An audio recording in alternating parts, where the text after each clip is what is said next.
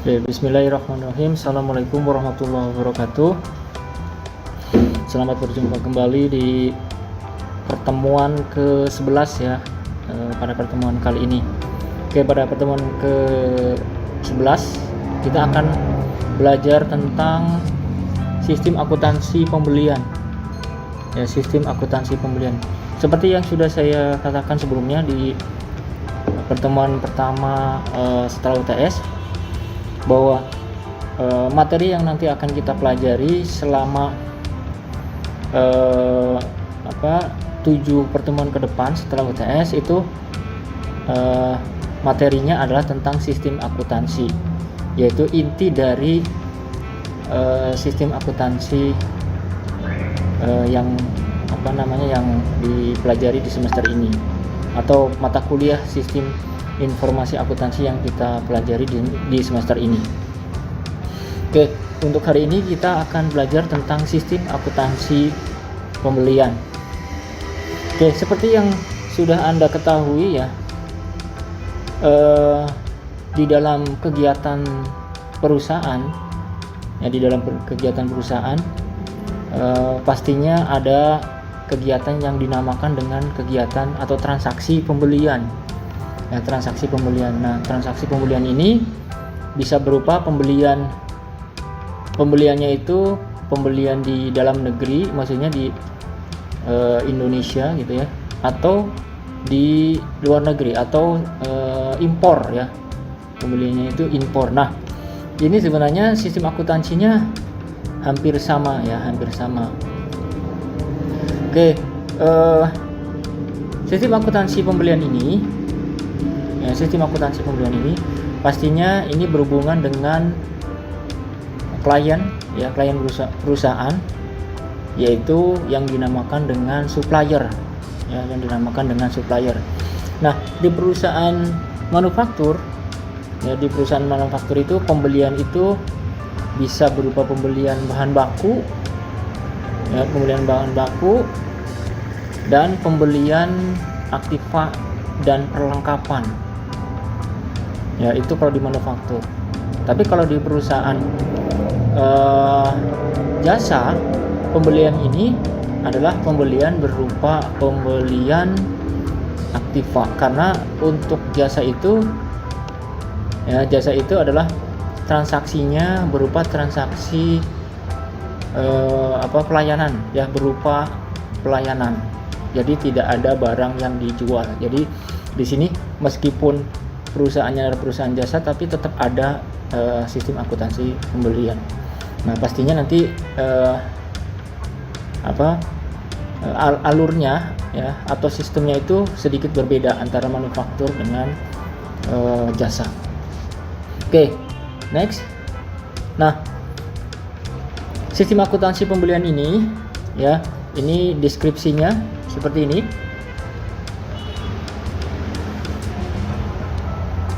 Deskripsi kegiatannya yaitu sistem akuntansi pembelian digunakan dalam perusahaan untuk pengadaan barang yang diperlukan oleh perusahaan.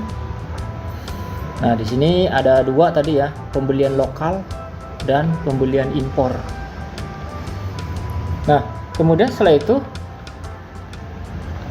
apa saja hal-hal yang perlu diperhatikan di dalam sistem akuntansi pembelian? Ya, sebenarnya bukan sistem akuntansi pembelian saja, sistem akuntansi yang lainnya juga harus diperhatikan. Yaitu pertama adalah fungsi terkait ini. Kemudian jaringan prosedur yang membentuk sistem. Nah, ini nanti jaringan prosedur ini yang menghubungkan antara kegiatan yang satu dengan kegiatan yang lainnya, sehingga membentuk suatu sistem yang disebut dengan sistem akuntansi pembelian. Kemudian nanti ada informasi yang diperlukan oleh manajemen, kemudian dokumen yang digunakan, kemudian catatan akuntansi yang digunakan, kemudian ada unsur sistem pengendalian internal, kemudian praktek yang sehat, dan satu lagi adalah bagan alir.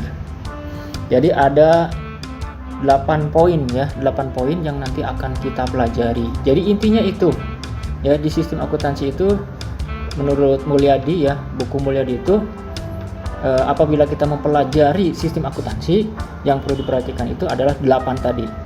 Saya ulangi lagi ya. Yang pertama adalah fungsi yang terkait. Karena di fungsi terkait ini nanti akan kita ketahui job desk-nya masing-masing. Ya, job desk-nya masing-masing. Di sini ada fungsi gudang, ada fungsi pembelian, ada fungsi penerimaan dan fungsi akuntansi. Itu. Kemudian ada jaringan prosedur, ya, jaringan yang membentuk sistem. Kemudian setelah itu ada informasi yang diperlukan, manajemen, dokumen yang digunakan, catatan akuntansi, unsur SPI, praktek yang sehat, dan satu lagi adalah bagan alir. Nah, itu yang perlu diperhatikan. Nah, di dalam suatu transaksi pembelian ini, ya, di dalam suatu transaksi pembelian ini sebenarnya dari jenis perusahaan yang berbeda itu pastinya ada kesamaan, ya, ada kesamaan. Yaitu kesamaan yang pertama yaitu pada saat tahapan yang utama, yaitu pada saat transaksi pembelian itu terjadi. Nah, kenapa transaksi pembelian terjadi? Karena di perusahaan tersebut pasti membutuhkan barang atau aktiva atau perlengkapan. Ya, karena kalau misalkan tidak membeli barang tersebut, pastinya perusahaan tidak akan jalan. Ya, contohnya tadi barang itu kan kalau barang tersebut adalah bagi perusahaan adalah untuk dijual, artinya kan berarti harus ada, ya, pada saat ada transaksi penjualan itu berarti harus ada. Ini ada hubungannya dengan penjualan, ya, kalau perusahaan tersebut adalah bergerak di pengadaan barang, ya, karena dari sinilah pendapatan perusahaan itu diperoleh, gitu ya. Nah, kemudian hubungannya apa dengan pembelian aktiva? Nah, pembelian aktiva ini kan nanti aktiva itu contohnya misalkan aset, ya, aset-aset perusahaan seperti mungkin komputer, kendaraan, gedung. Nah, itu kan bagi perusahaan itu sangat menunjang sekali. Bayangkan kalau misalkan tidak ada kendaraan, ya, tidak ada motor, tidak ada mobil gitu. Kalau misalkan ini perusahaannya adalah pengadaan barang, pasti diperlukan kendaraan tersebut gitu. Atau mungkin bangunan, ya, bangunan. Coba Anda bayangkan kalau misalkan perusahaan tersebut tidak ada bangunannya, ya, pastinya nanti barang-barangnya itu kan pasti akan rusak gitu ya, karena tertimpa cuaca. Nah, itu. Jadi sistem akuntansi pembelian ini sangat diperlukan oleh perusahaan, baik itu perusahaan manufaktur, kemudian perusahaan perusahaan dagang, dan satu lagi adalah perusahaan jasa. Oke, ini tadi ya fungsi yang terkait berhubungan dengan fungsi gudang, pembelian, penerimaan, dan akuntansi. Kalau gudang itu berarti fungsinya adalah untuk menampung barang, pembelian untuk mengurusi pembelian, penerimaan itu untuk menerima barang yang sudah dibeli, dan akuntansi untuk mencatat, ya, mencatat transaksinya. Nah, kemudian untuk jaringan prosedur yang membentuk sistemnya itu ada di sana ada prosedur permintaan pembelian. Nah, ini tadi yang sudah saya katakan tadi. Jadi munculnya transaksi pembelian itu adalah dari permintaan pembelian. Ya, nggak mungkin kalau misalkan kita melakukan transaksi pembelian itu tidak ada permintaan pembelian dari bagian yang terkait. Ya, contohnya tadi ini fungsi gudang tadi. Ya, fungsi gudang itu tadi kan dia bertanggung jawab atas barang-barang yang dijual, ya. Artinya kalau sudah kosong, ya harus melakukan permintaan pembelian yang pertama ini, yaitu fungsi gudang. Kemudian selanjutnya adalah permintaan penawaran harga dan pemilihan pemasok.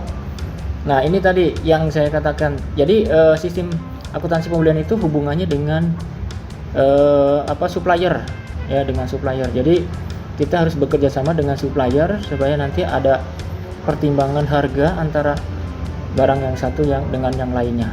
Kemudian kalau sudah fix, nanti ada order pembelian setelah order pembelian, kemudian ada penerimaan barang, ada pencatatan hutang.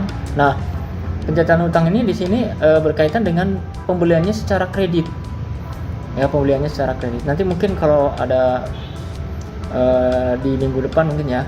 Nanti kalau misalnya ada sistem akuntansi hutang ya, nanti ini dibahas secara detail. Kemudian yang terakhir adalah prosedur distribusi pembelian. Itu. Ya, ini berkaitan dengan fungsi terkait dan jaringan prosedur yang membentuk sistem. Oke, selanjutnya adalah, nah kalau ini gambar ini adalah gambar jaringan prosedur ya, gambar jaringan prosedur. Jadi tadi ini ya, kalau kita jelaskan di sini tadi kan yang pertama itu adalah permintaan pembelian nih ya, permintaan pembelian. Jadi ini gambar ini ya, gambar ini Anda harus pahami betul-betul, karena di gambar ini merupakan tahapan-tahapan sistem informasi yang sebenarnya ya, tahapan informasi yang sebenarnya dari setiap fungsi-fungsi di perusahaan tersebut, dari fungsi-fungsi di perusahaan tersebut. Ambil contoh misalkan tadi yang pertama jaringan prosedur ya, jaringan prosedur dalam sistem akuntansi pembelian. Yang pertama adalah pembelian atau permintaan pembelian. Ini tahapan yang pertama. Ya, tahapan pertama. Nah, ini awalnya dari mana? Awalnya adalah dari fungsi gudang. Ya, fungsi gudang. Kemudian setelah itu mengajukan permohonan ke fungsi pembelian. Ya, setelah itu kemudian di ACC ya permintaannya. Setelah di ACC kemudian setelah itu mengajukan penawaran harga kepada pemasok ya atau supplier. Nah, setelah itu kemudian penawaran harga, terjadi penawaran antara pemasok dengan bagian pembelian. Ya, kalau sudah fix, sudah oke, baru terjadilah order pembelian. Ya, order pembelian. Jadi kalau penawaran harga itu si pemasok menunjukkan daftar harganya. Nih, daftar harganya segini. Kemudian setelah itu baru dipertimbangkan fungsi pembelian. Nah, kalau sudah dipertimbangkan, sudah yakin manajemen, dalam hal ini adalah manajemen, baru dilakukan order pembelian. Nah, kalau sudah, selanjutnya adalah pemasok akan mengirim barang yang sudah dibeli oleh perusahaan, yaitu di tahapan berikutnya, yaitu penerimaan barang dari pemasok. Ini ya, ini bagian penerimaan. Kemudian setelah itu langkah berikutnya adalah di sini ya, setelah diterima kemudian barangnya disimpan di fungsi gudang. Ya, setelah diterima kemudian barangnya disimpan di gudang di sini. Oke, kemudian setelah itu, nah ini kalau fisiknya ya, fisiknya itu berarti bermuara di fungsi gudang. Nah, bagaimana dengan catatannya? Berarti berawal dari sini. Ya, berawal dari sini, dari fungsi penerimaan tadi, karena dokumennya itu di sini ya, dokumennya di sini. Kemudian setelah itu dia fungsi penerimaan itu melaporkan penerimaan barang tersebut ke bagian akuntansi. Ya, ke bagian akuntansi. Kemudian dari pemasok juga mengirimkan penerimaan faktur dari pemasok atau faktur penjualan namanya. Nah, ini ya, ini rincian dari jaringan yang membentuk sistem tersebut. Oke, selanjutnya adalah informasi yang diperlukan oleh manajemen. Informasi yang diperlukan oleh manajemen. Nah, informasi apa saja yang diperlukan oleh manajemen? Yang pertama adalah jenis persediaan yang telah mencapai titik pemesanan kembali. Kemudian order pembelian yang telah dikirim kepada pemasok, order pembelian yang telah terpenuhi oleh pemasok, kemudian total saldo utang, kemudian saldo utang dagang kepada pemasok berapa gitu ya, kemudian tambahan kuantitas dan harga pokok persediaan dari pembelian. Nah, ini adalah informasi-informasi yang diperlukan oleh manajemen. Nah, ini mungkin nanti lebih jelasnya ada di buku Mulyadi ya, Anda nanti tinggal dibaca saja secara lengkapnya. Oke, selanjutnya adalah dokumen yang digunakan. Nah, ini berkaitan dengan jaringan prosedur yang membentuk sistem tadi, ya. Di samping prosedur-prosedurnya yang dijalankan, juga dalam hal ini adalah dokumen yang digunakan. Nah, di sini dokumen yang digunakan itu adalah yang pertama surat permintaan pembelian. Nah, ini surat permintaan pembelian itu dari gudang ke pembelian. Kemudian surat permintaan penawaran harga ini dari pemasok, ya, dari pemasok ke bagian pembelian. Kemudian yang ketiga adalah surat order pembelian, ini dari kebalikannya berarti ya, dari pembelian ke pemasok atau supplier. Kemudian yang selanjutnya adalah laporan penerimaan barang, ini bagian penerimaan ke bagian akuntansi. Kemudian surat perubahan order, ini berarti kalau terjadi perubahan order ya. Kemudian bukti kas keluar kalau transaksi tersebut adalah transaksi pembelian secara tunai. Berarti ini dari bagian akuntansi ke bagian pemasok gitu ya, atau ke pemasok. Oke, selanjutnya adalah catatan akuntansi yang digunakan. Ya, catatan akuntansi yang digunakan itu yang pertama register bukti kas keluar pastinya ya. Kemudian ada jurnal pembelian. Kemudian ada kartu piutang dan satu lagi adalah kartu persediaan. Jadi catatan akuntansi ini harus diupdate kalau ada transaksi berhubungan dengan transaksi pembelian, baik itu tunai maupun kredit. Oke, selanjutnya adalah poin yang G, yaitu unsur sistem pengendalian internal, atau poin ke 7 ya, unsur sistem pengendalian internal. Yaitu, nah ini juga tidak kalah pentingnya dibandingkan dengan yang lainnya, karena ini adalah sistem pengendalian internalnya. Karena memang di sistem pengendalian internal ini adalah pengawasan, ya, melakukan pengawasan. Jadi kalau misalkan karena ini berupa aset atau barang dagangan, pastinya barang dagangan dan aset tersebut kan pastinya ada harganya, mempunyai nilai ekonomis ya, nilai ekonomis, ada harganya. Kalau dijual itu pasti laku. Nah, bisa saja ada oknum-oknum tertentu gitu yang memanfaatkan kelengahan dari pengendalian internal di perusahaan. Makanya kita harus membentuk suatu sistem pengendalian internal yang bagus. Nah, seperti apa saja? Contohnya misalkan di organisasi, yaitu fungsi pembelian harus terpisah dari fungsi penerimaan. Ya, fungsi pembelian itu harus dipisah dengan penerimaan. Kenapa? Karena transaksinya itu banyak ya, transaksinya banyak. Jadi kalau misalkan transaksinya itu banyak tuh nanti overload ya transaksinya. Jadi harus dipisah. Jadi kalau pembelian itu hubungannya dengan supplier, kalau fungsi penerimaan itu hubungannya dengan bagian gudang ya, bagian gudang. Nah, di sini nih ya, ini yang perlu terjadinya pengawasan. Ya, jangan sampai ada penggabungan antara pembelian dan penerimaan. Kemudian fungsi pembelian harus terpisah dari fungsi akuntansi. Ya, karena bisa terjadi catatannya itu bisa dirubah ya, bisa dimanipulasi gitu. Ya, catatan-catatannya itu bisa dimanipulasi gitu. Kemudian selanjutnya adalah fungsi penerimaan harus terpisah dari fungsi penyimpanan barang. Ini juga sama. Kemudian transaksi pembelian harus dilaksanakan oleh fungsi gudang. Kemudian pembelian, penerimaan, fungsi akuntansi.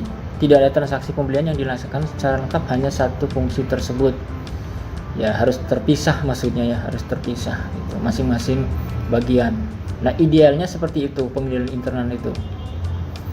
Oke, selanjutnya adalah sistem otorisasi dan prosedur pencatatan. Nah, ini yang tidak kalah penting, yaitu sistem otorisasinya, memberikan atau pemberian wewenang ya, pemberian wewenang kepada bagian-bagian yang diberi wewenang.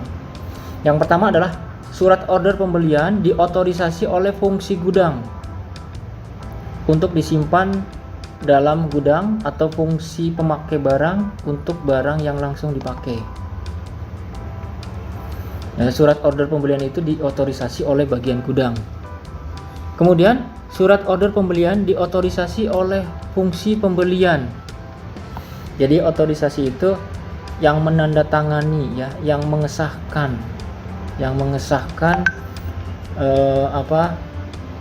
surat-surat tersebut, ya, surat-surat tersebut. Jadi bagian yang di atasnya itu harus tahu, ya, harus tahu, atau bagian yang dalam hal ini berwenang itu harus tahu, ya. Seperti surat order pembelian tadi diotorisasi oleh fungsi gudang. Kemudian karena memang awalnya dari situ, ya, dari fungsi gudang. Jadi kepala gudangnya yang menandatangani. Kemudian yang surat order pembelian itu diotorisasi oleh fungsi pembelian. Nah, berarti ini kepala bagian pembeliannya, ya, ini atau pejabat yang lebih tinggi. Kemudian laporan penerimaan barang diotorisasi oleh fungsi penerimaan. Ya, maksudnya barangnya itu sudah sesuai atau belum, gitu ya. Sudah sesuai atau belum, sudah sesuai dengan yang dipesan atau enggak, gitu ya. Itu bagian fungsi penerimaan barang. Kemudian fungsi kas keluar diotorisasi oleh fungsi akuntansi atau pejabat yang lebih tinggi. Ini berarti kepala bagian akuntansi atau pejabat yang lebih tinggi. Kemudian pencatatan terjadinya utang didasarkan pada bukti kas keluar pastinya, ya, yang didukung dengan surat order pembelian, laporan penerimaan barang, dan faktur dari pemasok. Nah, ini dokumen pendukungnya. Oke, selanjutnya adalah, nah, ini pencatatan ke dalam kartu utang dan registrasi bukti kas keluar ini, ya, yang tadi diotorisasi oleh fungsi akuntansi itu, ya. Jadi harus sesuai dengan bagiannya masing-masing, ya. Jadi tadi ini berarti kalau otorisasi itu berupa dokumen, ya, dokumen yang dikeluarkan oleh bagian tersebut, gitu.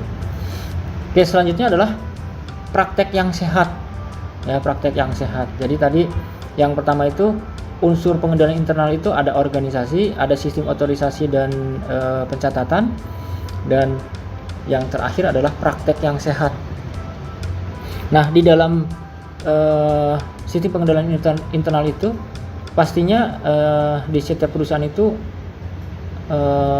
berkeinginan untuk praktek yang sehat. Maksudnya praktek yang sehat itu sesuai dengan tujuan, ya, sesuai dengan tujuan perusahaan tersebut. Ya, misalkan pada saat kita membeli suatu barang yang jumlahnya sekian, atau jumlahnya 10 misalkan, ya, 10 unit. Nah, pada saat barang itu dikirim, jumlah barangnya ya harus 10 dan harganya harus sesuai.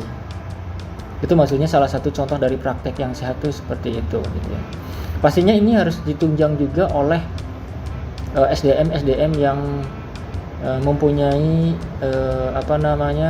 kejujuran, ya, kejujuran di dalam melakukan transaksi. Oke, apa saja yang ada di poin-poin praktik yang sehat? Yang pertama adalah surat permintaan pembelian bernomor urut cetak dan pemakainya dipertanggungjawabkan oleh fungsi gudang. Ini berarti di bagian gudang. Jadi nomor urutnya itu cetak, jangan tulis tangan. Kalau tulis tangan itu bisa dihapus, ya, bisa dimanipulasi maksudnya. Nah, dipertanggungjawabkan oleh fungsi gudang. Jadi memang benar, gitu ya,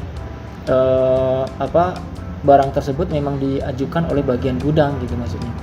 Kemudian surat order pembelian juga sama, bernomor urut cetak, kemudian pemakainya dipertanggungjawabkan oleh fungsi pembelian. Kemudian laporan penerimaan berurut cetak, jadi ada nomor registrasinya, ya, kemudian dipertanggungjawabkan oleh fungsi penerimaan. Pemasok dipilih berdasarkan jawaban penawaran harga bersaing dari berbagai pemasok. Tuh, jadi pastinya nanti memilih harga yang bagus, memilih harga sesuai dengan kualitasnya. Kemudian barang yang hanya diperiksa atau dan diterima oleh fungsi penerimaan jika fungsi ini telah menerima tembusan surat order pembelian dari fungsi pembelian. Jadi barang yang diperiksa itu harus sesuai dengan surat order pembelian. Ya maka tadi ya cocok tidak gitu ya. Kemudian selanjutnya fungsi penerimaan melakukan pemeriksaan barang yang diterima dari pemasok dengan cara menghitung. Nah, ini ada hubungannya dengan yang poin 15 tadi. Dan menginspeksi barang tersebut dan membandingkannya dengan tembusan surat order pembelian. Kemudian selanjutnya adalah terdapat pengecekan terhadap harga, syarat pembelian dan ketelitian perkalian. Nah, ini juga perkalian ya, takutnya nanti salah gitu. Apalagi kalau yang pakai kwitansinya atau barang buktinya atau dokumen sebagai bukti itu pakai manual berupa tulisan tangan. Jadi harus dicek, takutnya kan terjadi kesalahan perhitungan. Karena ini dampaknya adalah keuangan ya. Selanjutnya fungsi atau catatan yang berfungsi sebagai buku pembantu utang secara periodik direkonsiliasi dengan cara rekening kontrol utang dalam buku besar. Jadi direkonsiliasi gitu ya, direkonsiliasi apakah sudah sesuai atau belum. Kemudian pembayaran faktur dari pemasok dilakukan dengan syarat pembayaran guna mencegah hilangnya kesempatan untuk memperoleh potongan tunai kalau ada ya. Kemudian bukti kas keluar beserta dokumen pendukungnya dicap lunas. Nah itu ya, itu praktek yang sehat. Oke, yang terakhir adalah bagan alir dokumen sistem akuntansi pembelian. Nah, ini adalah merupakan hal yang utama di dalam transaksi transaksi pembelian dalam hal ini. Yaitu dengan apa? Yaitu dengan dengan proses bagan alir ya, proses bagan alir atau flowchart dari dokumen, alir dokumen dari bagian yang satu ke bagian yang lain. Nah, pada saat kita membuat ini ya, dasarnya itu adalah dari jaringan prosedur yang membentuk sistem akuntansi pembelian yang tadi di poin B, dari hal-hal yang penting di dalam transaksi pembelian tadi di awal ya. Itu dari situ, yang ngambilnya dari situ. Nah, lalu kita gambarkan di dalam suatu bagan alir yang disebut dengan flowchart ya. Contohnya seperti ini di bagian gudang ya, di bagian gudang. Yang pertama mulainya itu memang dari bagian gudang, mulainya dari bagian gudang. Kemudian setelah itu bagian gudang itu membuat permintaan pembelian tadi ya. Kemudian setelah itu maka keluarlah dua dokumen, yaitu surat permintaan pembelian ya, dua dokumen. Kemudian yang pertama nomor 1 diarsipkan, yang kedua itu nanti dikirim ke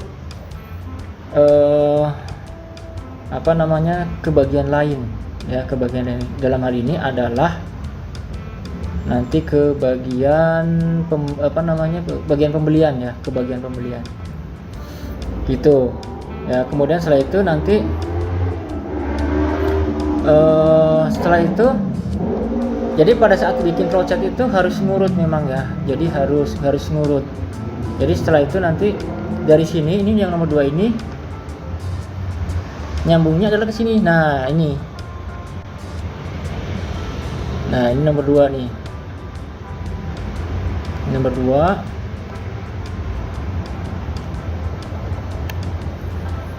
Nah nomor 2 tadi itu membuat surat order pembelian. Nah itu ada berapa? Ada 7 ya, ada 7, dan SPH SPH itu, nah ini ada keterangannya nih. SPP itu surat permintaan pembelian, tadi keterangan di awal tadi ya.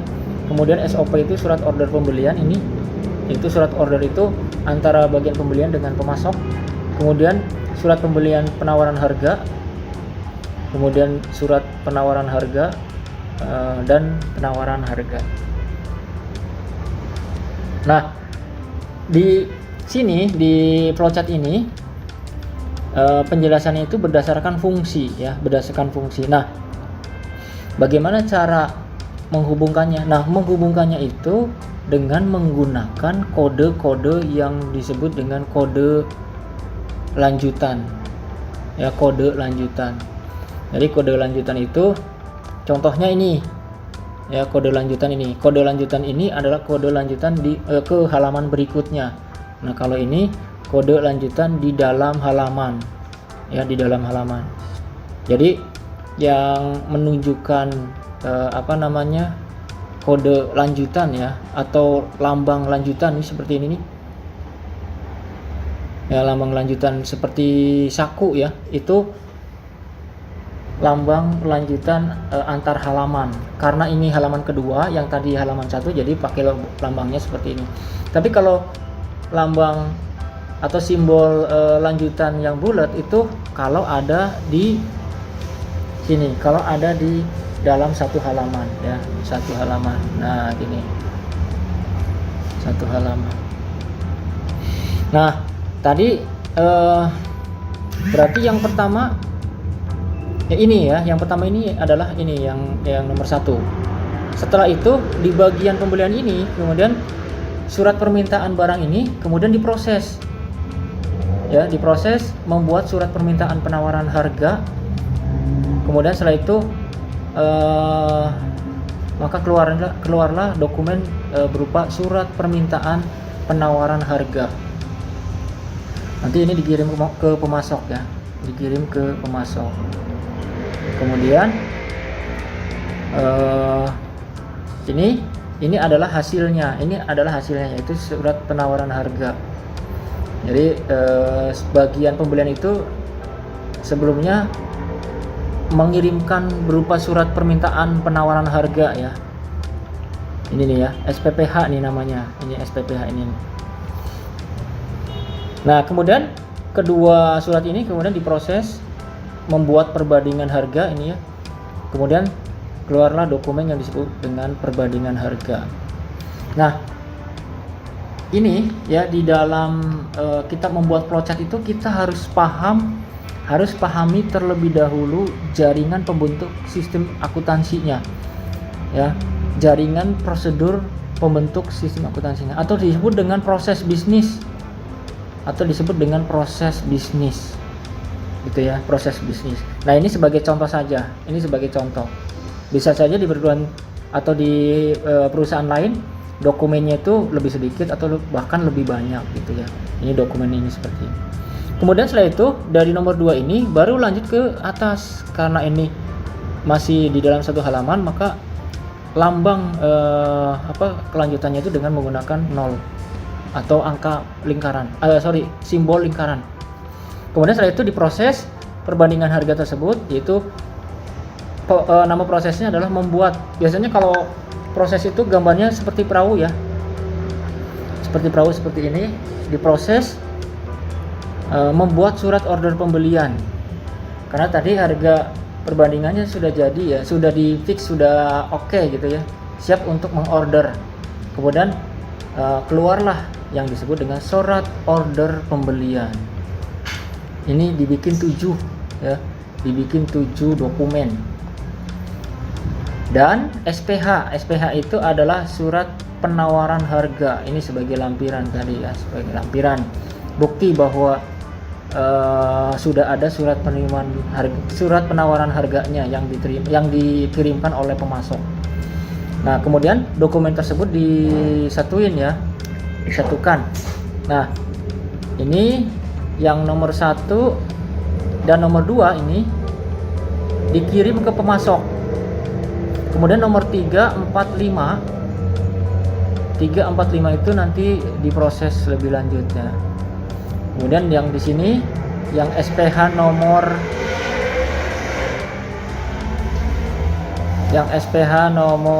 2 dan 3 itu diarsipkan ya berdasarkan tanggal.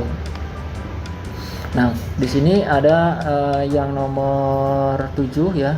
SOP yang nomor 7 itu diarsipkan juga. Oke, selanjutnya.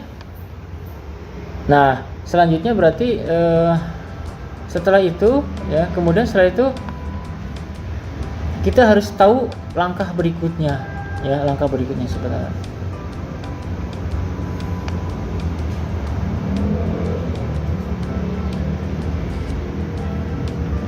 Nah, langkah berikutnya itu berarti setelah kita membuat laporan tersebut atau surat order pembelian tersebut, kemudian nanti diproses oleh bagian pemasok ya. Karena di sini bagian pemasoknya itu bukan di dalam internal perusahaan, jadi tidak digambarkan di dalam flowchart tersebut ya. Tidak digambarkan di dalam flowchart tersebut. Nah, kemudian selanjutnya, nah ini selanjutnya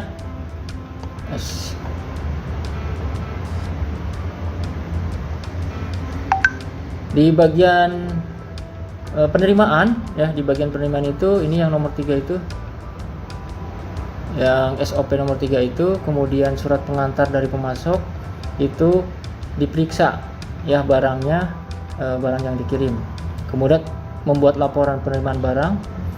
Nah, maka di sini keluarlah yang disebut dengan laporan penerimaan barang. Nah, kode-kode ini yang 76 itu adalah kode lanjutan dari proses ya, proses berikutnya gitu ya. Itu harus ngurut gitu ya, harus ngurut. Kemudian ini ada arsip ya, arsip berdasarkan number ya, number. Oke, kemudian setelah itu, nah kalau di sini ya, di flowchart ini sambungnya ya, nyambungnya itu pakai ini ya, tadi yang saya sudah jelaskan, pakai ini, jadi nyambungnya itu pakai itu. Yang penting kita harus paham terlebih dahulu ya, paham terlebih dahulu proses bisnisnya. Jadi dokumen-dokumen tadi itu nanti larinya kemana ya, kemudian kita hubungkan ke bagian tersebut gitu. Oke, kemudian selanjutnya sistem akuntansi pembelian dalam lingkungan PDE ya, atau pengolahan data elektronik, yaitu ini bagian utang. Kalau ini di sini tuh ini memakai komputer ya, memakai komputer. Jadi ada bagian utang. Ini contoh saja ya, contohnya seperti itu. Jadi harus dipahami dulu ya, baru setelah paham nanti kalau misalkan ada kasus yang sama, nanti kita bisa membuat bagian alir tersebut ya. Ini bagian utang ya, bagian utang. Ini ada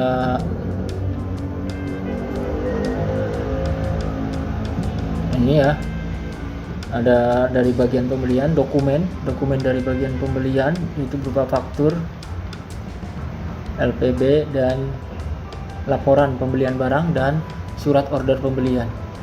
Kemudian mengisi batch transfer form, di input maksudnya. Kemudian setelah itu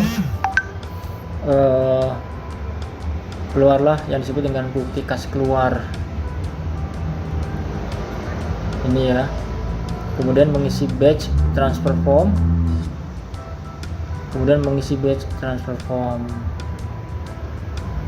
nah kemudian setelah itu maka keluarlah sebuah dokumen yang disebut dengan bukti kas keluar ya, bukti kas keluar dan batch transfer form. Nah, kemudian setelah itu kita harus tahu ininya ya, harus tahu proses bisnisnya juga gitu ya, pada saat kita menggunakan atau membuat flowchart yang berdasarkan pengolahan data elektronik.